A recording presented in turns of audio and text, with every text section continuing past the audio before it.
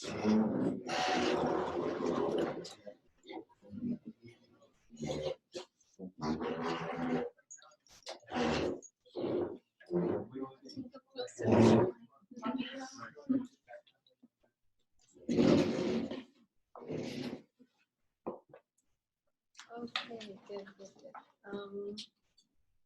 Today we're going to find out about destiny. We're going to talk about revolution too. I was going to ask you to choose between talking about marriage or revolution. Just curious, how many prefer revolution? How many prefer marriage? So marriage, 1, 2, 3, 4, 5, 6. Revolution? Okay. So those who wanted to hear about marriage, you need to go to my playlist, my YouTube channel. I do the text on marriage in my 104 class. So if you go on my YouTube channel and you find the playlist for this semester's 104, when I do Buber, I'm going to talk about the sections on marriage. I haven't done it yet. It'll come later in the semester. So keep an eye out on that. But today we shall talk about revolution. Okay.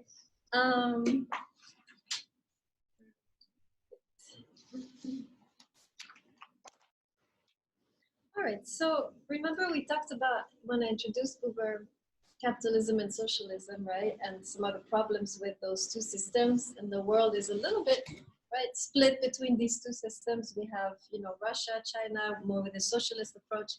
And then we have the West with a capitalist approach. And for Buber, both have issues, right? It's not one is the grand liberator and the other one is the great Satan. No, they both have issues, right? We saw, let's just review a little bit. They both struggle with the I-it, right? In other words, they're both overwhelmingly I-it societies. We saw with socialism how the individual is important only in as much as he or she is part of a grand project of national unity, national prosperity. So the idea is to unite people as much as possible so we can all work together in harmony and get somewhere. Makes sense, right? This is the model of China, of Russia. This was the Cuba, right? This is always the idea of we need to be one so we can be strong. And if you don't agree with us, right, the idea is to keep the dissenting voices down so we don't have chaos and we can move forward with more order and harmony. But again, right, there is no room for criticism, no room for any type of dissent or any type of different path, right, is usually immediately crushed, right?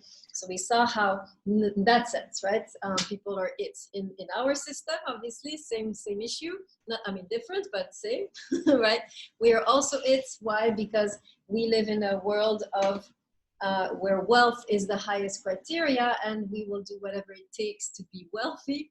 If you are in charge of any type of business, you will do what it takes to exploit to the maximum your workers so you can make the most profit. This is the model here, right?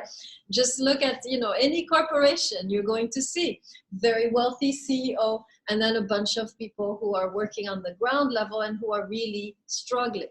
This is the issue of minimum wage, right? We live in a world where minimum wage is not enough to, you can't live on one wage in this country, which is ridiculous, right? So why? Because you have this idea of we need to squeeze the workers as much as possible so the corporation can make profit. And of course, it goes back a little bit in the corporation to make it bigger and bigger and bigger, but also goes in the pockets of right, the people in charge. So same thing, right? The worker in general in this country is an it to serve the profit of this kind of abstract entity called the corporation, right? So we have the same issue, right, with both, actually. Both systems are deeply flawed, right?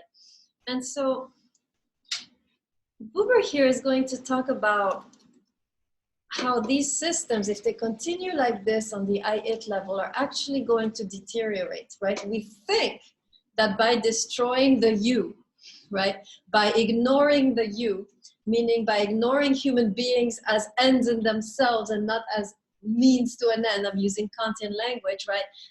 We think that this will bring prosperity to the nation or prosperity to the corporation, and Buber is actually going to beg to differ. So this is interesting. So first, let's look why, right, the negation of the you, we know already in socialism, this is important to negate anything thing that is different. So there's no room for the you to exist, right? There are very tight borders on the you, to go back to what Buber talked about on page 55, right? The you has no borders.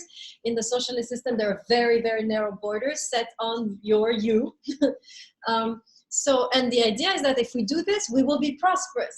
Same thing in the corporation, right? We believe that exploitation is inevitable. Otherwise, we can't compete. This is what people will tell you. We have to lower the wages. We have to cut, jobs. We have to do this and that and this. Otherwise, we cannot compete. And Buber is going to say, actually, both the nation and the corporation, if they are too much in the I-it, right? He's saying we need a little bit of I-it, but if they're only I-it and there's no you, they will deteriorate, they will self-destruct. So we're going to read these texts and see how he puts this, right? So, and then understand why he has point, right? So this is the main thing you need to write down, right? But for Buber, both capitalism and socialism suffer of, too much I-it. And they believe that we need the I-it to prosper, right? That we cannot have this you there. That is, if the you is allowed, if imagine a corporation starts to think about, maternity leave and 7-week vacations, right? Or starts about, thinking about wages that are living wage, right? Imagine one corporation starts to do that, it's finished, they believe, right? You cannot compete in a world where everyone is exploiting everyone, right? You end up having to exploit yourself. You cannot give paid vacation. You cannot give maternity leave. You cannot, give a decent salary, or you cannot give healthcare, right? And so forth to your workers, because if you do, it is believed, and Buber will differ with that you will not be able to compete. Yes? Just a question on the socialism thing. Isn't like the book socialism on the masses? So why wouldn't that play to the each other? Yeah, so they're working together, but they're working together. You're right, the socialism has a strong humanistic, because they want to build their life. But remember, it's building their life in a material sense, first of all, that we talked about that last time, but it's also a working together where there's no room for difference. You see what I mean? Everyone has to fit into a kind of mold, right? And so, yes, there is solidarity, which is great. There is a certain sharing of the wealth, which is also good. These are the positive aspects of socialism, right? When well performed, right? But at the same time, there's an element in the human beings that are working together, which is repressed, for sure, right? If you go anywhere in the context of Russia, especially, and China, you really have, and actually you talk to average Chinese person, if I may. So I would talk, I have, like I told you, I have Airbnb, so I used to have a lot of Chinese people come. And so I would ask them, because we see China like a nightmare, right?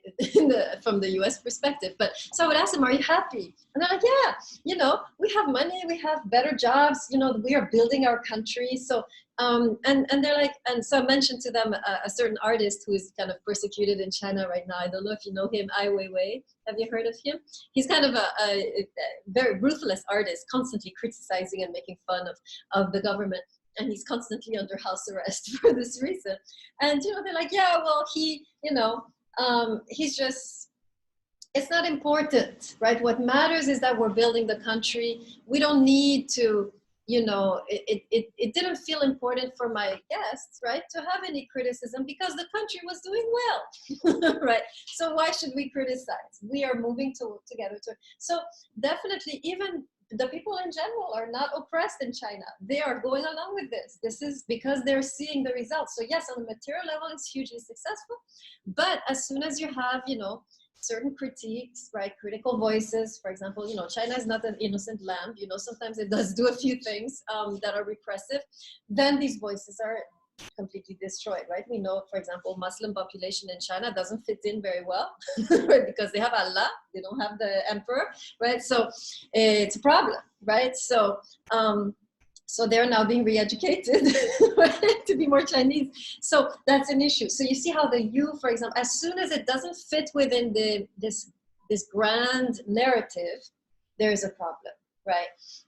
So that would be the issue. So yes, there's a lot. I agree with you that socialism, we have a lot to learn from this, right? This idea of Particularly, I'm looking at Cuba. I was talking to a Cuban gentleman, an older guy, recently.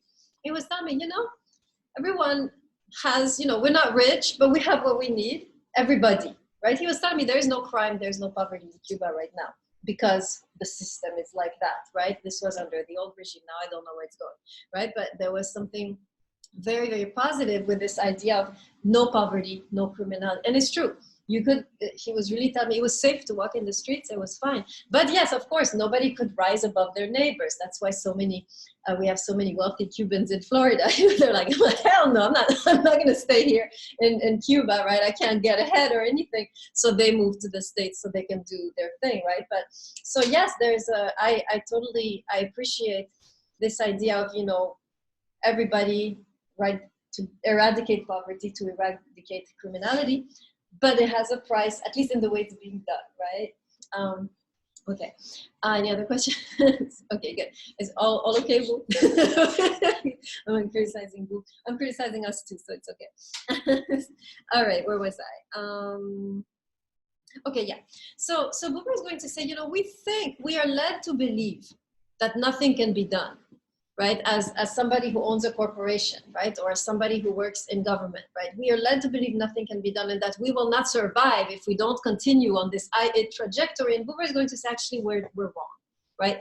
To completely eradicate the you is going to lead to the destruction of our economies and the destruction of our political system.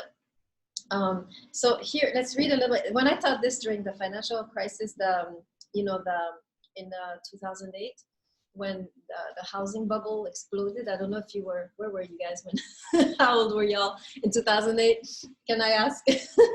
Where are we, 2021? But, oh, y'all were like 10, 9, 8 years old, right? No?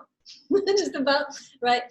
So this was an exacerbation of the it, which ended up exploding, right? There was not enough concern for the you. So anyways, let's go to what he has to say. So go with me to 102. Actually 96 first. Let's go to 96. Okay. Go to the big paragraph and exactly in the middle, doesn't the form giving greatness? And tell me when you're there. Exactly in the middle of the big second paragraph, doesn't the form? Yes? Okay.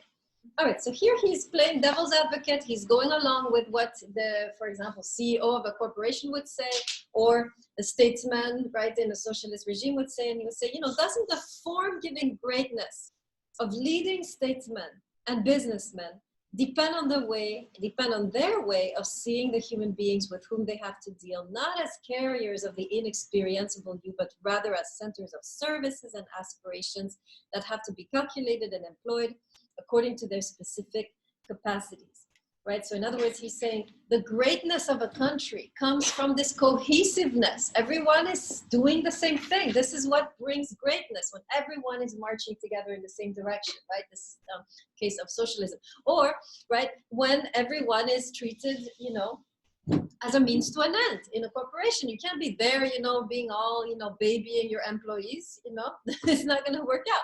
You gotta at one point say, right, this is how much you're going to make, this is how many vacations you have, and I'm going to squeeze as much as I can from you, and this is what will make us great as a corporation, is your sacrifices.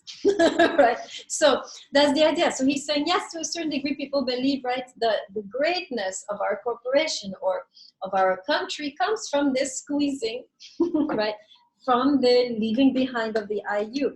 But then he responds, right, he goes further and he says this. So I'm on page 102.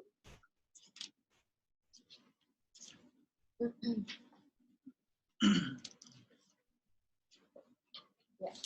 And he's gonna, so let me tell you what he's gonna say first and then we'll read, right? He's gonna say basically a corporation or a state, right, which has completely negated the IU. So he's not gonna say we have to have only IU, otherwise we'll be singing songs, you know, with candles, right? So no, he's saying we need some I-it, we need some, you know, there has to be some I-it in the world, you know, where people are working together or, you know, to a certain degree, cogs in a system, right? But we can't negate the IU, and if we do, we will lose the vitality of the system and the system will deteriorate. He says that here.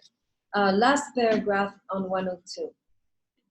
But in sick ages, it happens that the it world, no longer irrigated and fertilized by the living currents of the U world, severed and stagnant, becomes a gigantic swamp phantom and overpowers man. Okay, so he's talking here about when there is only I it.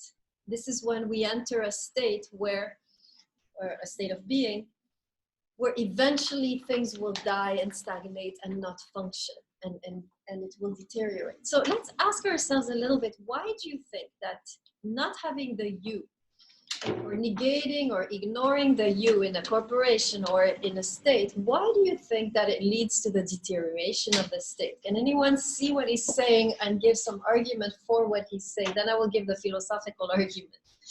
Anyone have any idea, maybe examples of how this happened? Or does this ring a bell, or are you completely surprised to hear this?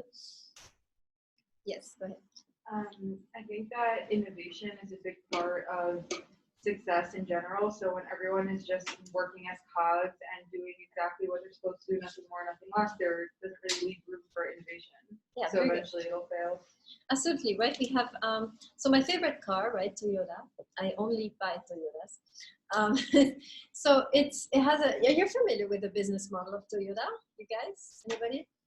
So they have this business model where even the employees on the ground level, they are actually keep an ear to those employees. And if those employees have any suggestions, the actual the business, right, the CEO is going to hear about it. So there's actually a freedom given to the employees on the ground level to actually make suggestions and say, hey, we could do this like this, we could do this like this, you know, or innovate and so forth. So they're not considered as mindless, you know, because it's an assembly line, right? So, I mean, how much can you think as you're putting things together, right? So, but they have this idea that if you are in the ground level, if you're doing the putting together of the car, you might have ideas as to how to do things better. So they actually really keep an ear, they keep a channel open between these employees and the higher levels of management, right? So in this sense that we want, right? And of course, they have this whole idea in Japan in general of the business as a family, right? So they really, they cultivate their employees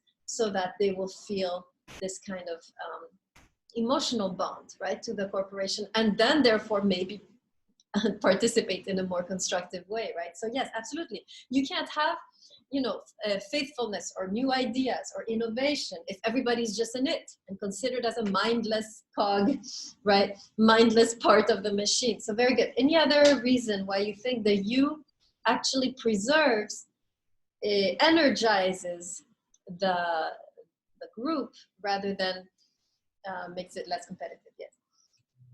Just like kind of live in capital society, right? And those who have full traffic, middle class, those people that, you know, treat it badly, because we live in capital society, eventually, you know, you can take it closer, they grow older, they could, them not being happy, or, you know, them not being able to cause a lot of issues. Yeah, And absolutely. that's the main system for both. Very good, right? You can create, if you're oppressing a given population too much, right? You're doing two things. First of all, you're not tapping into the creative potential of that population. This is, I think, the big mistake we are making as a country, is to not invest in the populations that are underprivileged, because we are missing on the talent and the right, and the creative potential of a whole, like, I don't know what is the percentage of people living under the poverty line, but we are not investing in this human potential, right? And so we are in a way not as powerful as we could be. That's one thing. The second thing is they could create discontent, and then you have chaos, right? And then so yes, and then it could slow down the progress. Nicely put. Anything else? Any reason why the you is necessary for the actual thriving of a corporation or of a state or of a nation? Any other practical examples? Okay, so here's the philosophical explanation, right? So for Buber, we have to remember that for him, the I-U is not just an interaction. It's an interaction which, how shall I put it? It's an interaction which, how do you, I'm seeing it in my head and I'm not able to say it in the words. It's a spiritual interaction, meaning it's an interaction which creates energy, creates spirit, right? So we have to see, remember, Buber is also a mystic. He's not just a philosopher. So, and what I'm saying now, you will understand more closely when we talk about African philosophy, because they say the same thing, right? We're going to see the same idea there. It's interesting. What Buber is saying is that if we live in a realm, I guess you have to see it maybe in a biblical sense. Let's go back. I will go back to the beginning, and then you will see what I'm saying. Remember, or read, or learn the creation of the human being in Genesis chapter 2. Anybody remember how it happened? There's two things that happen. If you understand that, you will understand what we're saying here. So that's why I'm going back to this very ancient story. Anybody remember how the human being was first created in chapter 2? There's details, yes. Wasn't God who takes like dirt, Yes, exactly. Right, so God takes some clay, right, molds it, makes a little human being, right? And then that's the first step. So this is the material step, right? And then he breathes his own breath into this human being, and now the human being is alive and moving around and talking and singing and frolicking in the garden, right? So if you understand these two elements which make up life for Buber, we have a material side, but we also have a spiritual side, right? And all of us can see that, right? We all have a material and spiritual side. So for example, if you're undernourished, right? If you haven't eaten well, that was my case yesterday. How do you feel? Can you do anything? Are you an interesting person? Maybe in the rage that exudes from you, you become interesting, but right, you can't function if materially you're not doing well. That's for sure. Both capitalist and socialist societies understand that. But spiritually too, imagine you're depressed. Imagine you have so much toxicity in you. Imagine you're discouraged or hopeless. How are you going to be? Are you going to be exciting? Are you going to be productive? How are you going to be if you're sitting in bed all day, with like low spirits? You see what I mean? So spiritually too, we need nourishment. Do you follow? Right? That's the background that Buber is coming from. He's saying we don't only need material nourishment, we need spiritual nourishment too to survive as an individual. And then he's going to say societies is the same. Yes, we need material nourishment. Yes, we need to prosper materially. Yes, we need to build the economy, and we need to make sure everyone has food on the table, whatever. But spiritually too, we have to nourish ourselves as societies. And what's interesting for Buber is that, we believe this nourishment coming through the arts, right? So we go to theater, we go to movies, we go to, we go dancing, we go to restaurants, and we think this is how we're going to nourish ourselves spiritually. Buber is saying, no, what nourishes anyone spiritually, individual and society, is encounter. As you encounter people, it nourishes you spiritually and it dynamizes you. Are you following? Let me say that again. As you encounter people, as you hang out with people, as an individual, you are nourishing yourself spiritually, because the realm of the spirit for Buber is not some God over here or the arts over there. It's encounter. That's the realm of the spirit. Are you following? Right? So the spiritual, the breath, right, that dynamizes us is not found in going to the theater or going to some classical music concert. It's not found in praying to God in different temples. It's found in raw encounter. You encounter people, you're building your spiritual breath. You're building your spiritual wealth, right?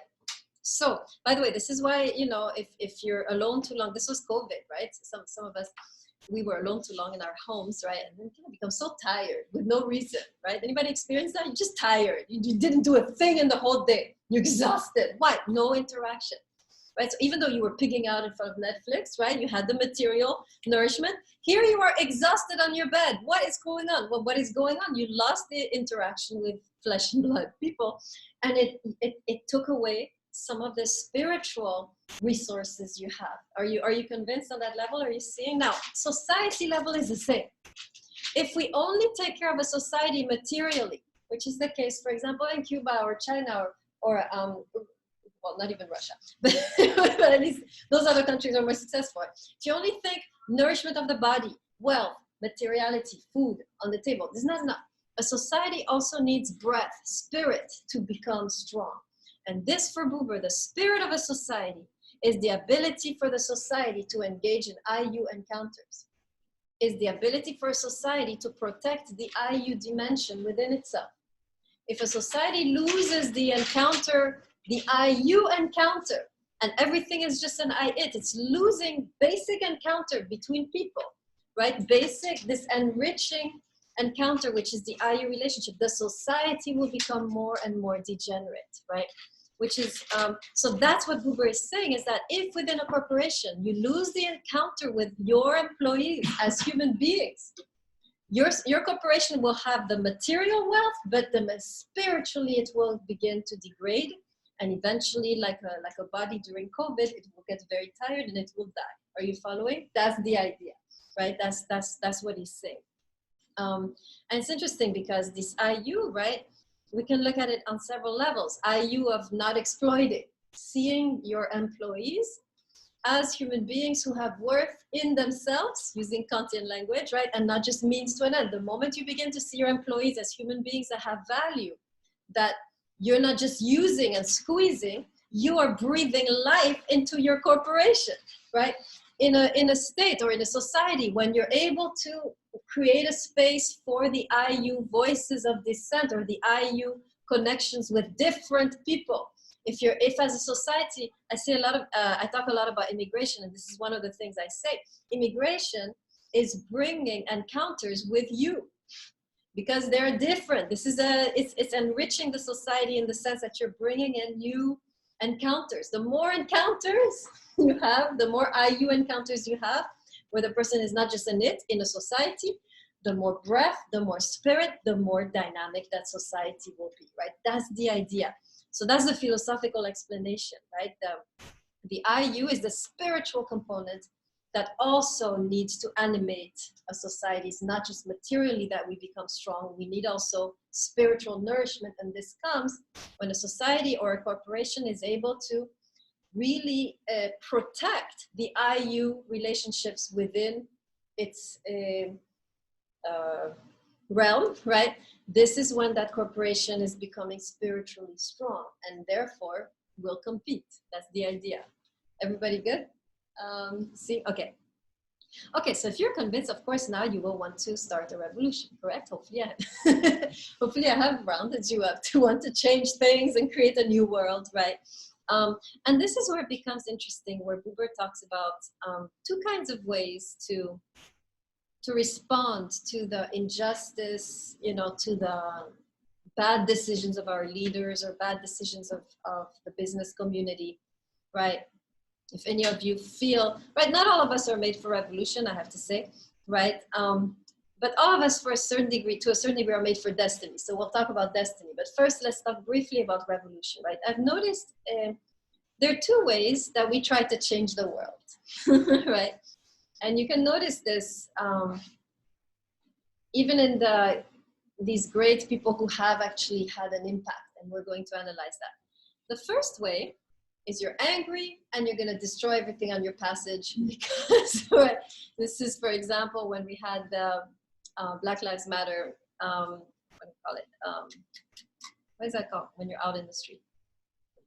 Yeah, the protests, right? So we had the protests, right? Those were great. And then you had on the side, unrelated obviously to the movement, right? People who just go and smash windows, right? This is revolution, but revolution, which Buber is saying, is capricious revolution. So we have the man of, we'll talk about two types of people. The capricious man, so let me spell it, capricious, C-P-R-I-C-I-O-U-S, capricious. And then we have the free man, right? And I'm just gonna say man because it's too tiring to say man, woman, just interpret, right? So capricious individual, we'll say it like that, or the free individual. The type of change that this capricious individual is going to do, basically they're angry, and they're going to go in the street and they're going to smash everything until something changes, right? So it's all about really satisfying this anger, right? Nothing happens through these people, right? Everything goes back like it was. In fact, they go to jail, right? So there's not much accomplished, although it is, in my view, it can be very positive, the kind of rioting. I was actually somewhat sympathetic to it because it's language. It's language of anger, it's expression of something is wrong, right? So smashing a window for me is a what do you call it? Like Irigaray would say, it's a gesture word. It's a way of saying something, right? When you smash something, you're saying, you're speaking in that way, right? It's a gesture word. Or what's this, the way they call it in analytic philosophy? Oh man. I forgot, but it's a performative language, right? You are acting out what you're saying. Yes. That doesn't sound very Kantian. No, it doesn't. Well, why not, by the way? Because Oh yeah, you're degrading the Disruptive, dignity. yeah. Yeah, for sure. So yeah, there's moral issues with it, but it's still understandable for me because it is still language. It's not just random. Something is being expressed. It's being expressed in a way that's very problematic. But for me, I always think that anger should have a space. So it should have. We should create spaces for anger in our communities. So yes, but I agree. You're right. Kant wouldn't agree on this point. Absolutely. Okay, so we have the capricious man who's just going to break everything and make his point and then go home. And then we have the free man, which is for Buber, the man of destiny. So I want to talk a little bit about that because even beyond revolution, right? Most of you probably not going to do a revolution anytime soon. But all of us are interested in destiny, right? So I want to talk about the difference between destiny and caprice, right? Destiny and caprice, which is C-A-P-R-I-C-E, right? By the way, what does caprice mean? What does capricious mean? For those of you who don't know, can someone define capricious for me? Really, none of you know? It's good we're talking about this then. No, yes, go ahead, Nasir.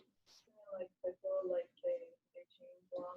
Yeah, caprice is like, I want this now. Wow, your little sister, okay? Caprice, the baby sister, baby brother, right? I want this now, right? This is, and some of us, we never outgrow that stage, right? Of I want this now, right? That's caprice. It's like, I want this now, no matter what is the circumstance or whether it's available or whether anyone is around to give it to me. It's like this rage that you want this thing now, right? That's caprice. Destiny is something else. So let's talk about that. I'm going to talk about it and then we'll read some of the texts, right? So caprice is guided, I wrote it down here. Yes. So caprice is all about what I want for myself now. Okay, so that's the first thing. Capricious person is a taker mentality. I want this now and I'm going to take it. Right, so for example, the looters, right, the rioters, they're like, I want, right, social justice now, and I'm gonna take it for myself, right? So this is a kind of taking. Right now, there is no waiting, there is no patience, there is no process, and it is about taking back what is mine. So, okay, makes sense to a certain degree. Destiny is completely different. Destiny is passion. Destiny is a gift of self to a calling that you feel is yours. Let me say that again. Destiny, when you are in the vector of destiny, when you are walking the path of destiny, it is not about taking something for yourself now. It is about hearing a calling which has your name on it, right? And it's about you offering yourself to that calling. So it's not taking, it's offering. Are you seeing the difference? Right? So you're hearing it. So now Buber loves this moment of hearing a calling with your name on it because this is encounter. It's not encounter with a person, but it's encounter with something that is calling you to do this. And we don't know what that, right? He's not going to give a name, oh God, or the universe or whatever. He's saying we're hearing, we are feeling called. Anybody experience this? Feeling called to do something that you know this is what you've got to do. This has your name on it. This is your destiny. Anybody experience this at this point? One? Just one? For real? Yeah? Okay. You need to clean your ears. There is a destiny out there calling, right? Is there, right? I actually agree with Buber. Everyone has a particular destiny which is calling. And the fact that it's calling outside of you, right, means that there is here an IU relationship with this destiny, right? Now, here's how you know, for those of you who want to learn to hear this calling, right? It's very simple. What are you passionate about? What do you want to do? Where are your desires, right? And to hear that, you have to put down all the other voices, right? Voices of your family, voices of the expectations of your family, the expectations of your spouse, the expectations of society. You have to get rid of those voices to hear that particular calling. Otherwise, you're going to just follow what your parents tell you to do or what society tell you to do. Most of us, we are like that. Parents said you will do this, Society says this is how you succeed, and we blindly follow, and we miss destiny, right? So I'm going to help you now. If you want to, everyone in this room, according to Buber, has a destiny calling, but you're not hearing necessarily, apparently, since only two of you, kind of one and a half of you raise their hands, right? This worries me. So to help you, right, to hear this calling, you have to be able to silence the other voices momentarily. And then you have to tune yourself with, what do I love? What am I passionate about? What would I love to do? And then you have to not think about how impossible that will be. That's the second thing. First, you silence all the other voices, but then you have to silence your own voices telling you this is going to be impossible, right? If I started to think that when I first started studying philosophy, oh yeah, I shouldn't do it because there's no jobs, right? Where would I be, right? I don't know. Cashier somewhere, right? So you cannot let those voices stop you. Once you are on the path of destiny, nothing will stop you. It will not be easy. I'm not going to say that. It's not going to be a smooth ride. If you knew how many obstacles came in my path, like one after the other, people telling me stuff, grades I got, all right, doors closing in my face, right? But when you hear that call and you know it has your name on it, you continue, and life opens up eventually, right? So this is so you have to learn, if you want to attune to destiny, you have to silence all the other voices, the voices of society, the voices of your family, the voices of your own fears, right? Once you have silenced those and tuned in to what is my calling, which has my name on it, I will promise you this. You can come back and kill me later if it doesn't work out. I don't mind. I'm very sure of myself. I will promise, if you find your destiny and you listen to it, you will get there, because that's how life is structured. You will, because the universe has called you to, therefore the universe will cooperate, right? It's not going to be easy, but that's, you should be 100% sure that it will open up eventually if you're continuously listening to that voice, right? What about someone who thinks their destiny is to be like serial killer? You know, like Hitler, he thought his destiny was people were too. Is he not following his destiny? Let's remember the definition of destiny. Destiny's passion is offering yourself to another voice, right? So the serial killer is not offering himself, he's taking the lives of others. It's an urge. You see, a destiny is not an urge. I have to do this. The serial killer, if you enter the psychology, if you watch enough twisted shows, like some people do, right? You know that the psychology is an urge which you cannot control, and it's a satisfaction, right? It's like an addiction, right? You have to do it so you can get your fix of blood and gore. Do you see what I'm saying? So if you're saying, for example, someone who is a heroin addict, oh, I feel the calling, the drug is calling me. This is not what we're talking about, right? This is not like something like that calling you, because this thing is calling you to take. Destiny is calling you to offer yourself up. You see the difference? So anytime, so yeah, we get voices that tell us to kill or, drink or take some drugs. And yes, there are many voices leading us in different directions. But if that voice is telling you, take, right, for you, that's not the voice of destiny. So I agree that you have also the voices of caprice, right, which will lead you, for example, right, you're married happily and then comes, soulmate, right? And now you're called to be with this person, right? And again, this is a calling to take.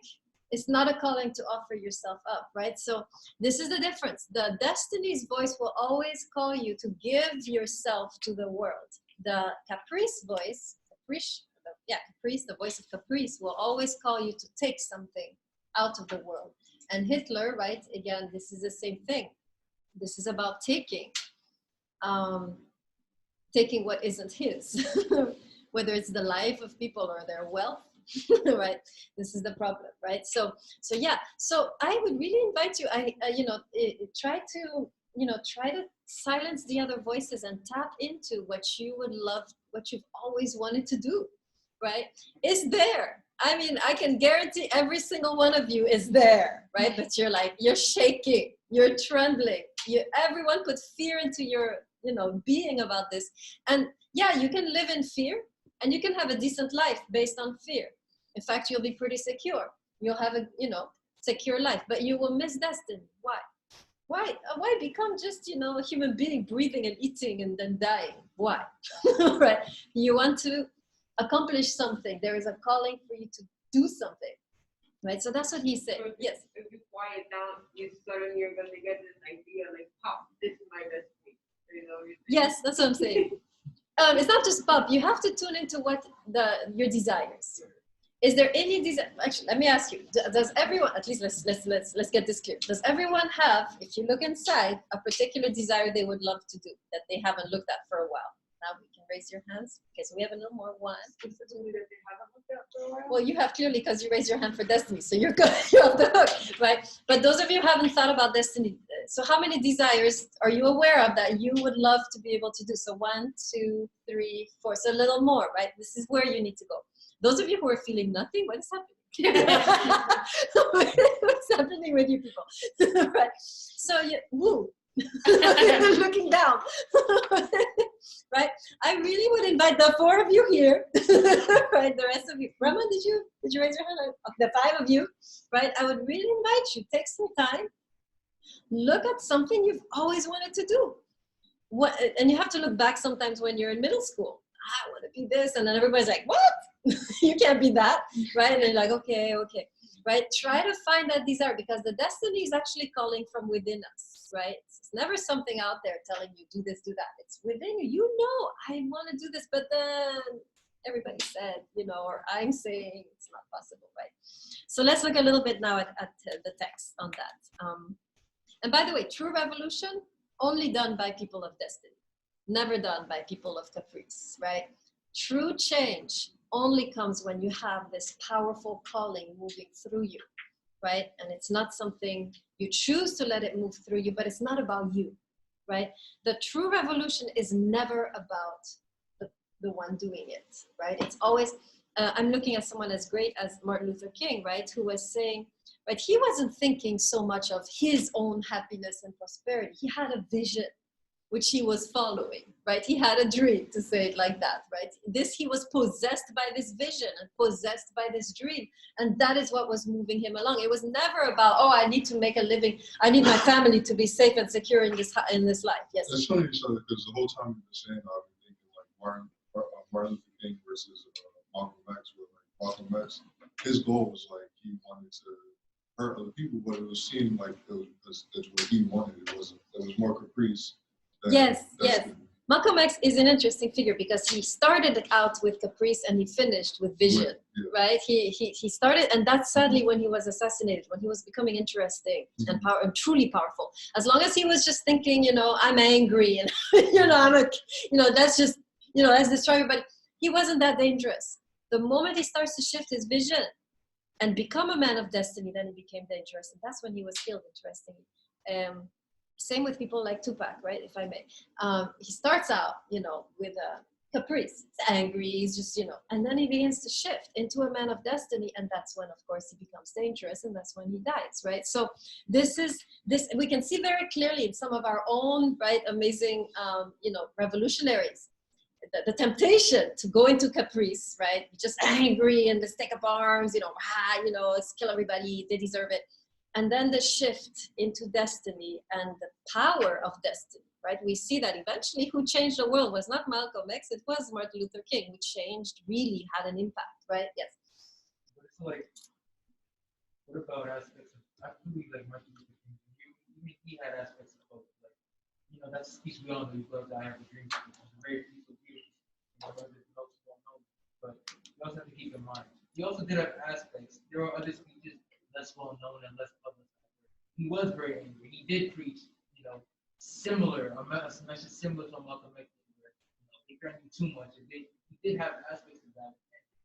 It's just that mainstream, he did have those, have the dream values. Yeah, good.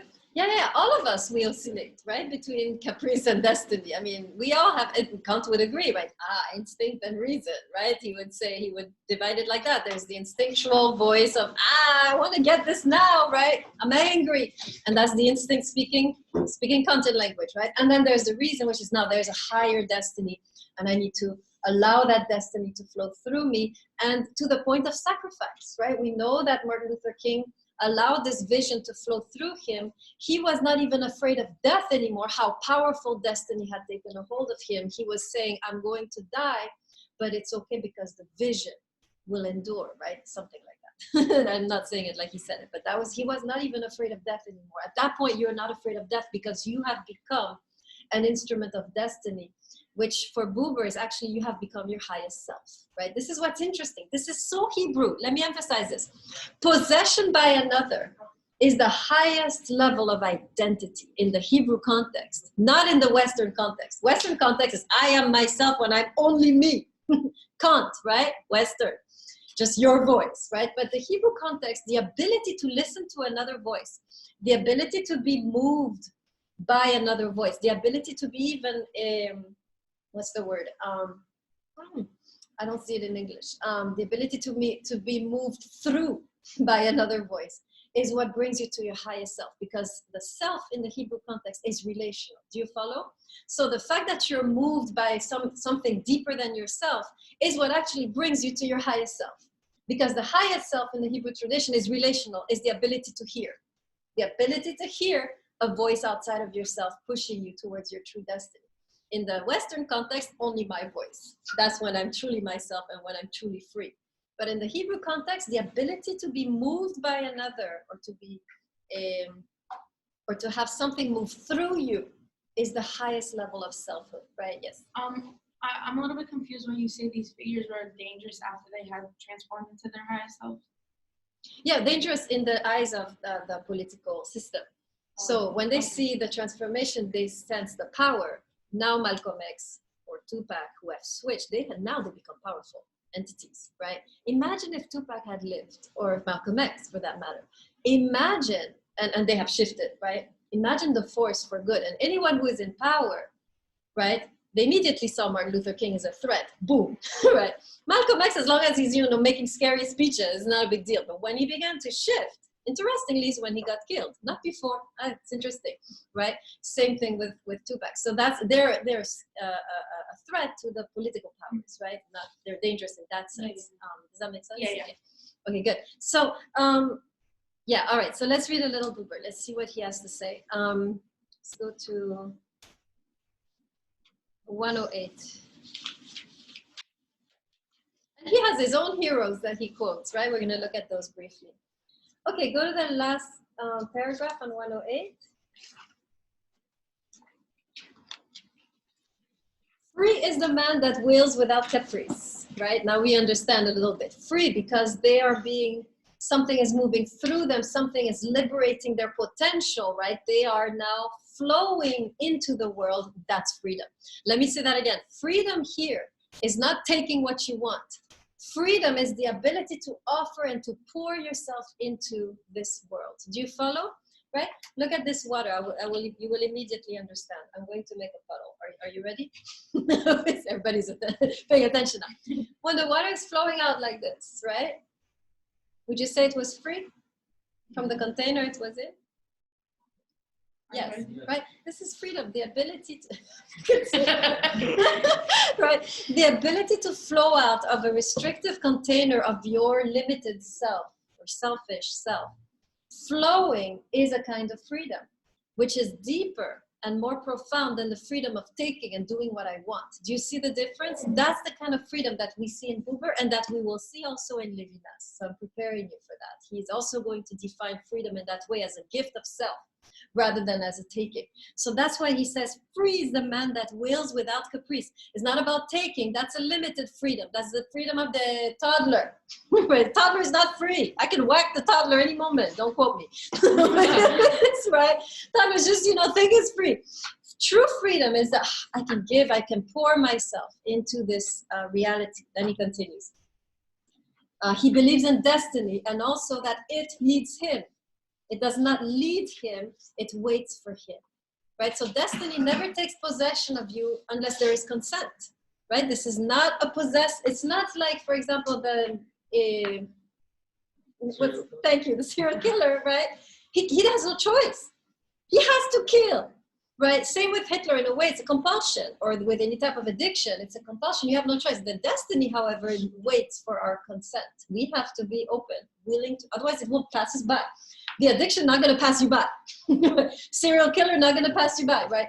So there's something, we know it's destiny when it's not compulsive, right? If it's compulsive, this is not destiny. If you're being compulsive and obsessed about something, you're not in destiny right now. You are in caprice. No matter how good you are, how many good things you're doing, you are not, compulsion is not destiny. Destiny, you have to open, you have to say yes, and then it takes possession, right? He's saying that here. Does not lead him, it waits for him. He must proceed toward it without knowing where it waits for him. So we have to be open, attentive, listening, willing.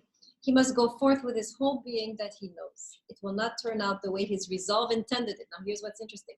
But what wants to come will come only if he resolves to do that which he can will. And this is the interesting part. This is what you underline. He must sacrifice his little will, which is unfree and ruled by things and drives to his great will that moves away from being determined to find destiny. So destiny, when you're following that voice, it will imply necessarily sacrifice.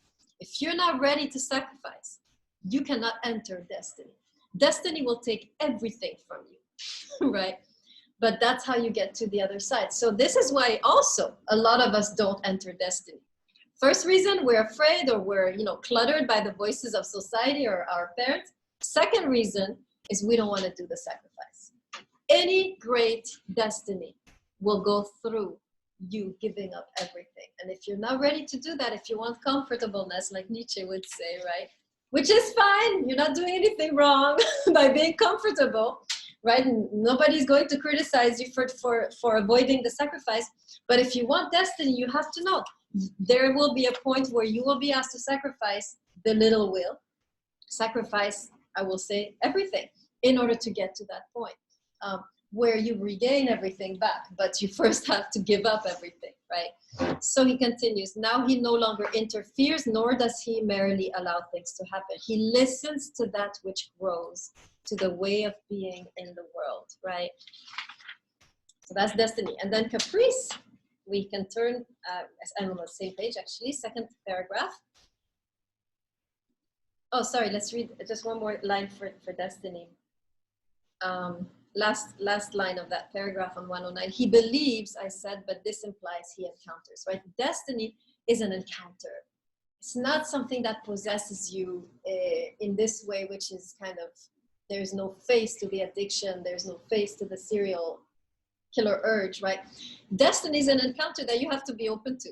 Are you open to encountering your destiny? If you become open and you want to meet or encounter, this is when it will come to you. But as long as you're not even listening or willing to hear, then you cannot encounter. It's like love, right? If you're always at home watching TV, you're not going to encounter your soulmate. Forget about it. They're not going to knock on your door. It's not going to happen. You have to be out there open, willing, attentive. So same thing with destiny, right? If you're close to it, you not even know it exists. Now you do. Now you have no excuse anymore. None of you.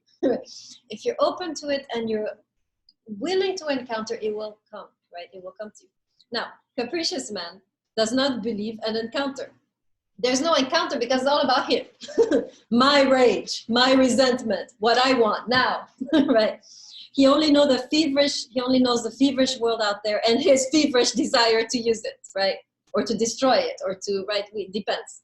And this is again, right? This is like Hitler or the serial killer. It's a fever. It's an impulse. It's something you cannot control, right? And it continues. We have to give use. We only have to give use an ancient classical name, and it walks among the gods. When he says you, he means you, my ability to use, right? So that's the difference. The capricious man is about me, what I want now, my rage, my impatience, what is due to me now, right? And then you're right, Martin Luther King had these moments. The letter from Birmingham, for example, which is a gorgeous letter, is like, now, right? And it's beautifully written. So it's true, there are moments you have to say now, right? I think he was to a certain degree right, but he was really, there were moments where he was like, we need to wait for the process, and moments where he was like leaning back, right? I'm not going to say he was being capricious because I have too much respect for him, but yeah, you have this, right? Anytime you're in the fever, now, immediately, it's due to me. I deserve this, right? You're in the caprice. Anytime you're like, I'm offering myself, I'm open, I'm listening, I'm going to do this thing which is greater than myself, you are in destiny, right? Great, okay. And then of course, briefly, you can read by yourselves the 3 examples he gives on page 115 to 116. He begins with Socrates, right? Socrates, who is, you remember, right? Socrates, who is ever engaged in dialogue, right? That's his purpose, right? To draw the meaning out of people. He's not trying to take, he's not trying to even teach or force, he is drawing, right? The Eye of Goethe, whom you don't know, neither do I, not so much, so we'll skip him, but he's somebody who wrote, he's like the equivalent of Thoreau in the US. The Attunement with Nature, y'all don't know him either. Attunement to Nature, right? And then Jesus, right, of course, who is always thinking, my Father's will, my Father's will. Not thinking of himself. Whatever he's doing, it's that will that is moving through him, right? Same idea. Okay, that's it for destiny. Hopefully some of you, right, the 5 of you over here will give it some thought. Yeah, good. All right, I will see whoever I need to see for the workshops, and the rest of you can go.